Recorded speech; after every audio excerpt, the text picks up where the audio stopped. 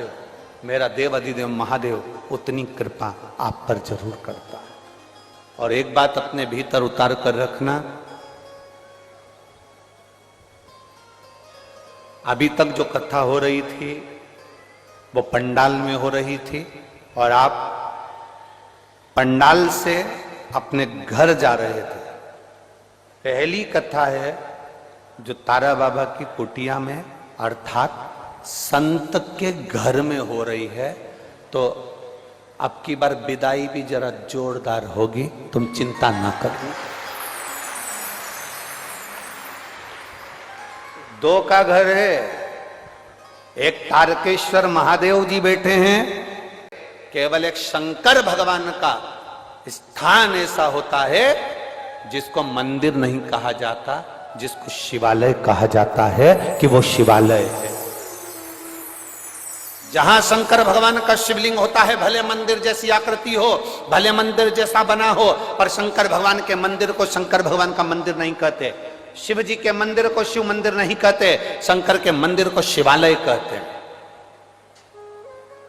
मंदिर वो होता है जिस मंदिर में भगवान की मूर्ति एक बार स्थापित हो जाती है, वो बाहर नहीं निकलती।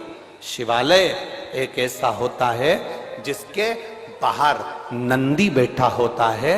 नंदी बैठा है, समझ लो गाड़ी में हारन बज रहा है, ड्राइवर तैयार है, मतलब गाड़ी भुड़ भुड़ कर रही है, मतलब सेठ आएगा, गाड़ी में बैठेगा, बाहर जरूर जाएगा। उसी तरह जिस मंदिर के बाहर नंदी बैठा होता है उस मंदिर को मंदिर नहीं शिवालय कहा जाता है। मतलब ये याद रखना कि भगवान शंकर मंदिर के अंदर तो दिन भर रहते हैं, पर प्रदोष काल के समय पर प्रतिदिन मंदिर से बाहर निकल जाते हैं और अपने भक्त के घर पहुंच जाते हैं। उसको शिवालय कहा, उसको शिवालय कहते हैं। शिवालय में केवल भगवान रहता नहीं है, शिवालय से बाहर भी जाता है। शिवालय में केवल भगवान रहता नहीं है, वो शिवालय के बाहर पहुंचता भी।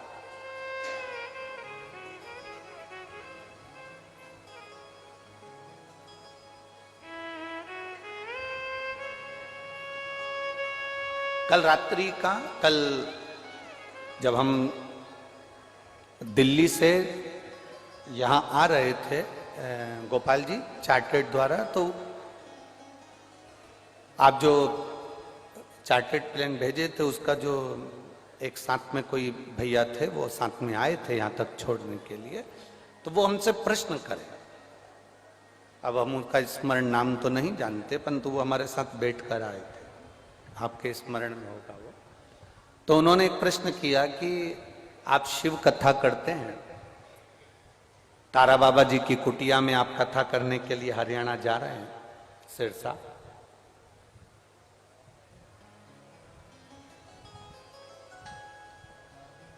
जैसे देवाधिदेव महादेव नंदी पर बैठकर प्रतिदिन शिवालय से बाहर जाते हैं और अपने भक्तों का कल्याण करते हैं, आप जिस कुटिया में कथा वाचने जा रहे हैं वहां तारा बाबा जी की कुटिया है। क्या संत, क्या साधु, क्या गुरु, क्या बाबा जी भी अपने भक्तों के दुख काटने के लिए अपनी कुटिया से बाहर आते हैं?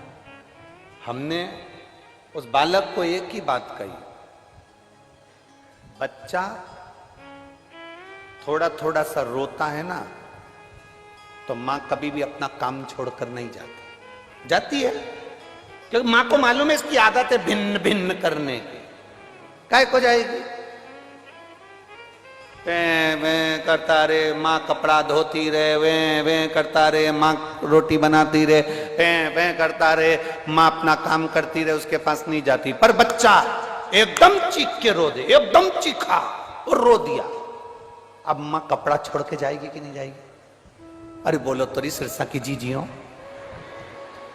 कपड़ा छोड़ के जाएगी कि नहीं जाएगी? बच्चा एकदम चीख कर रोया तो माँ बर्तन छोड़ के जाएगी कि नहीं जाएगी? बच्चा एकदम चीख कर रोया, माँ भोजन बनाती बनाती जाएगी कि नहीं जाएगी? एकदम रोया है तो जाएगी। हमने उस बच्चे से कहा, व्यक्ति अगर दिन भर पे पे करे तो भगवान संत साधु नहीं आते, पर जब एकदम किसी अपने बच्चे पर, अपने भक्त पर जब दुख आता है तो तारा बाबा भी निकल कर बाहर चले जाते हैं। निश्चित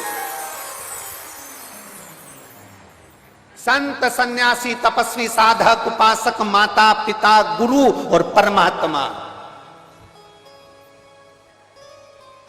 अपने भक्त के दुख को देखता नहीं है, बट उस दुख को काटने का प्रयास करता है। भक्त हार जाता है। भक्तों को लगता है मैंने 1 महीना इंतजार करा, मेरा तो काम ही नहीं हुआ। मैंने तो 2 महीना इंतजार करा, मेरा तो काम ही नहीं हुआ। मुझे तो गुरुजी ने यहां भेज दिया सिरसा, मुझे तो गुरुजी ने भेज दिया नोएडा, मुझे तो गुरुजी ने भेज दिया दिल्ली, मुझे तो गुरुजी ने भेज दिया मुंबई। मैंने 1 महीने इंतजार करा, मेरा काम नहीं हो रहा। मैंने 2 महीने इंतजार करा, मेरा काम नहीं हो रहा। मैंने 3 महीने इंतजार करा, मेरा काम नहीं हुआ। फिर आया गुरुजी के पास में, गुरुजी मेरी तो दशा ही नहीं सुधर रही। गुरुजी बोले मैंने तेरे को भेजा था ना, तू उस काम में वहीं पे पहुंच जा, यहाँ आया ही काय को, तू तो मैंने तुझे भेज दिया था ना, तू अपने काम में लग जा। तू काम में लगे रे, तो बस इंतजार कर। और गुरु बोला है तो मतलब पत्थर की लकीर है, तेरा हाथ पकड़कर पार भी गुरु ही करता है। निश्चित